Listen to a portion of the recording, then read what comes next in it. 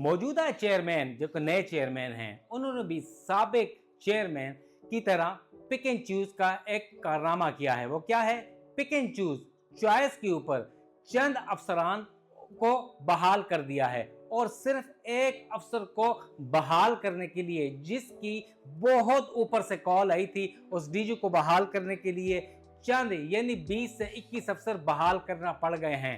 حالانکہ 80 افسران سمیت 300 سے زائد سی ڈی اے کے اہلکار سسپینڈ کیے گئے تھے یا report to H R D کیے گئے تھے۔ کس وجہ سے؟ کرپشن، نااہلی، انکمپیٹنس اور پتہ نہیں کیا کیا۔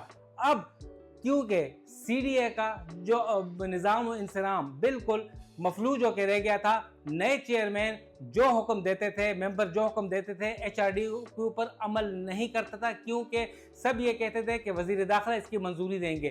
لہٰذا بہت بڑی سفارش کے اوپر ایک افسر کو بحال کرنے کے لیے 21 چھوٹے بڑے افسران کو بحال کرنا پڑا ہے، اور اب بھی کافی لوگ جن کا قصور نہیں تھا، ایماندار تھے، اور ان کو اب report to H R D کیا ہوا ہے، مگر پک اینڈ چوز کرتے ہوئے صرف 21 چھوٹے بڑے افسران کو چنا گیا ہے اور انہیں اپنی سیٹوں پہ بحال کر دیا گیا ہے، اور جن سیٹوں سے انہیں سسپینڈ کیا گیا تھا یا ایچ آر ڈی رپورٹ کیا گیا تھا وہیں پر بحال کیا گیا ہے۔